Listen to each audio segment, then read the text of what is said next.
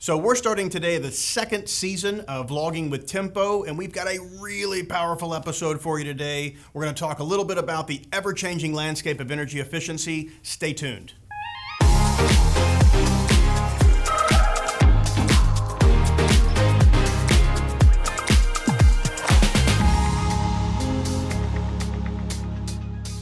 So like I mentioned, this is the beginning of Season 2 for Logging with Tempo. I'm your host, Joey Brown. I'm the General Manager at Tempo Service.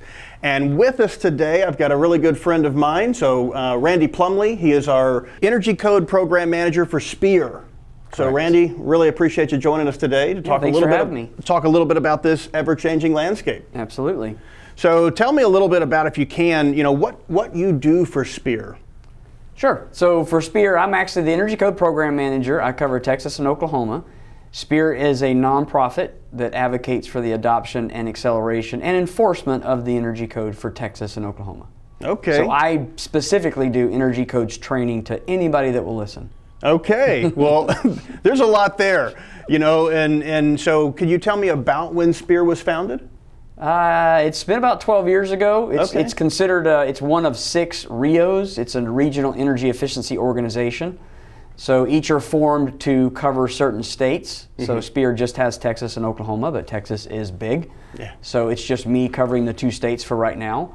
But we actually we meet with local legislation. We watch the needle movement of adoption on the state level. Right. We also look at it from jurisdictional levels.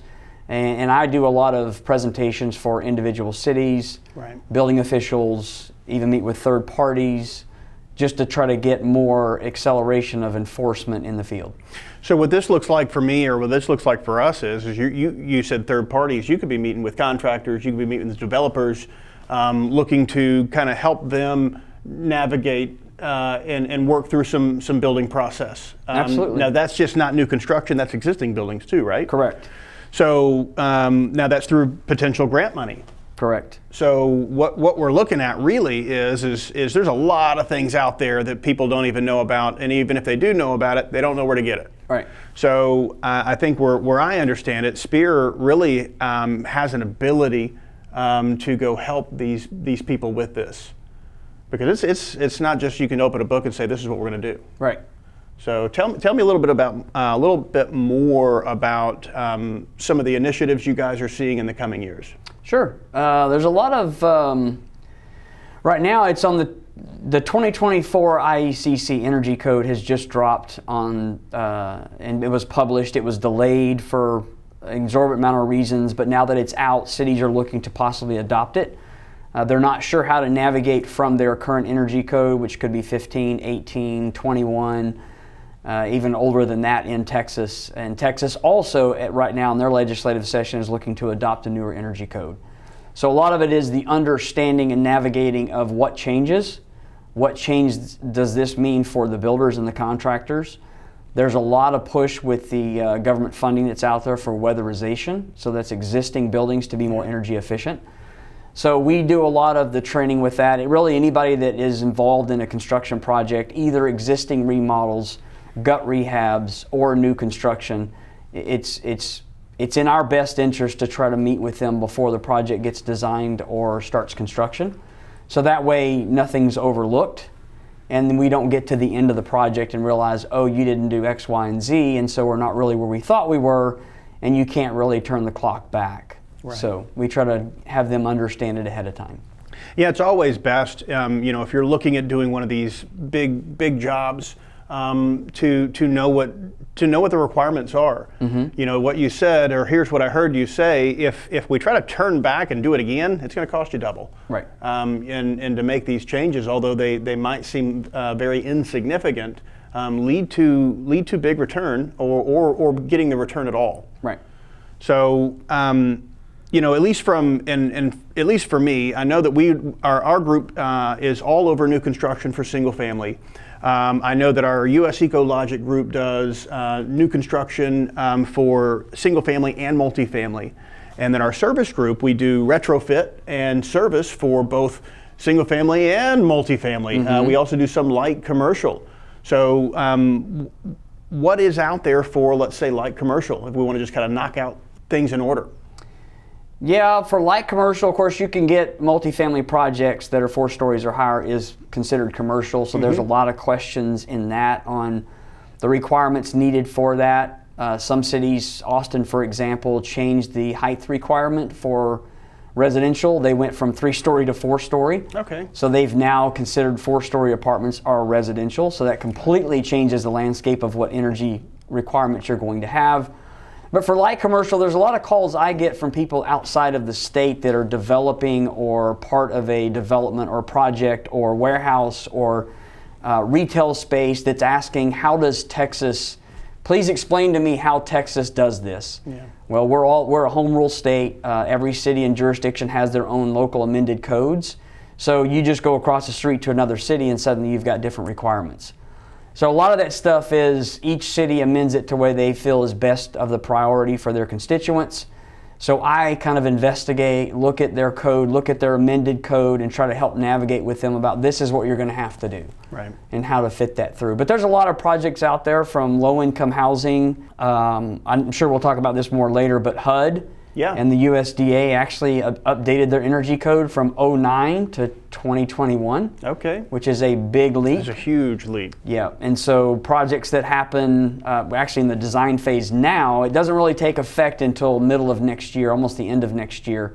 But you've got a design phase, you've got to start planning for what you need to have requirements for, and so going from an 09 to a 21 level, and that's an unamended, which kind of supersedes, if you have a city with amended codes, even though they're on the 21, it's going to have to be unamended. So someone has to verify compliance. Wow. And that's where third parties come in to do that. Yeah. Yeah.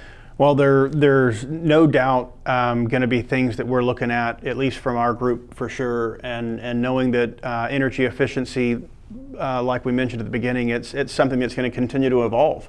And whether that be change in building code, improve, because we're always going to see changing in building code. It's going to continue to improve.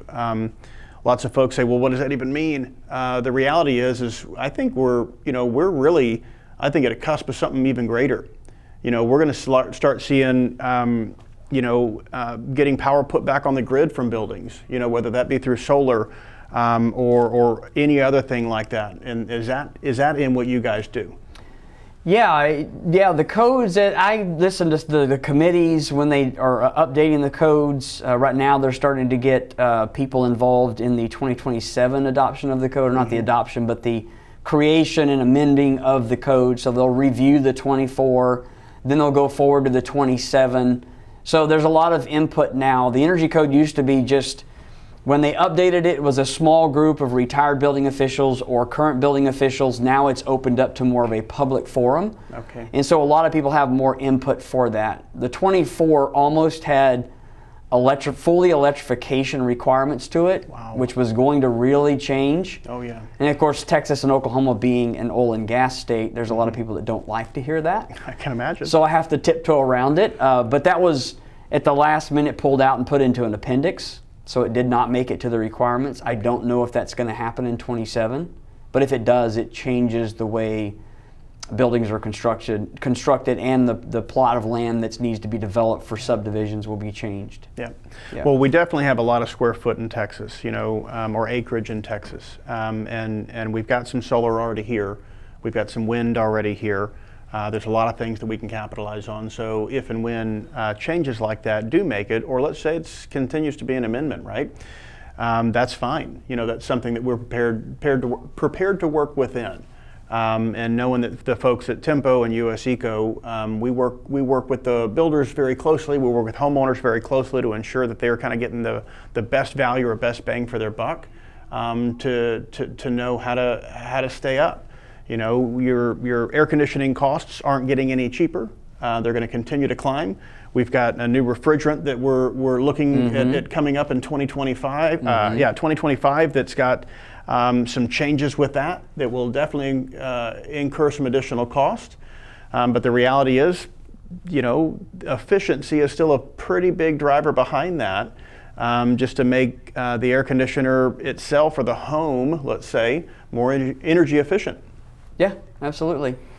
So, Randy, tell me a little bit more, if you can, outside of code, what else is out there for SPEER to help with? So outside of just basic building codes, I mean, I'm preparing to do more weatherization training. So basically, it's gut rehabs, but it's kind of mostly from a health and safety perspective. Okay. But it also leans on, if you're going to be pulling out insulation in an attic, you've got to meet the local energy codes for that, and you've got to put back the right amount of insulation.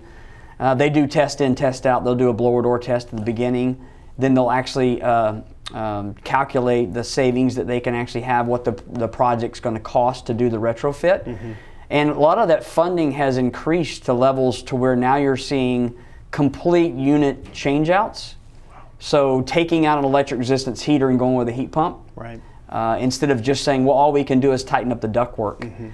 So a lot of what I do is teach the weatherization crews the proper installation from let's say an ACA standpoint of proper duct installation. What does it mean when you crush the ductwork, when it's kinked, when it's not properly installed? That has an effect on airflow. Yeah. So a lot of that is, they don't know what they don't know, and then when they hear it, see the data, then they're like, we need to pay more attention to this. Yeah, so here's what I heard you say, and it resonates with me all the way to my core, right? Comfort is what we're about. And in energy efficiency, to its credit, the goal behind that is to make things more comfortable. So a couple things you mentioned with weatherization and the infiltration of unwanted air. If you're leaking in some attic air, you're leaking in some of that insulation or really wherever that air is coming from, that's a health problem. Yep. It's something that we all should be mindful of, right? So fresh air systems are a big part of the code now in building requirement. And when you're doing a significant retrofit or taking advantage of program sponsored work, that is something that you really need to be looking at. And that's something that I know our group does, and sounds like it's written into some of what you guys are looking into. Yeah.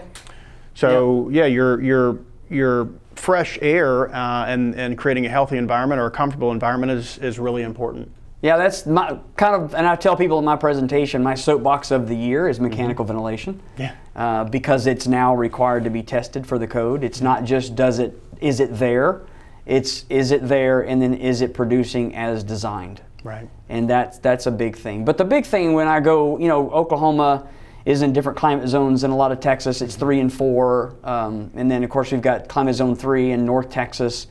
That brings health and safety. So if you're doing weatherization and you do a sealing of the envelope and you get it too tight, you can cause more of a problem. Yeah. So mechanical ventilation is now required. If there's a gas appliance in the home, that's another big point of concern. So teaching them that, to understand that you could possibly work all day and do the best that you can and show great improvement, and then you walk away unknowingly that you've made the house worse. Yeah, that can be a costly mistake. Yeah. So Randy, we are running up on time, and man, I really, really, really appreciated you coming on for this episode. Energy efficiency is something that we care deeply about, and we know you guys at SPEER do as well. And I really look forward to either having you back on to talk a little bit more about this, or maybe something else that kind of drives change for you guys. Absolutely, so, love to. Really, guys, I hope you got something out of this. We really enjoyed providing it for you guys, so make sure you like it, you share it, you add comments, and make sure that you're getting something out of this as well. We really appreciated you. Wonderful to kick off season 2 with this. Look forward to other episodes coming to you next. So we appreciate it. Thank you. Thank you.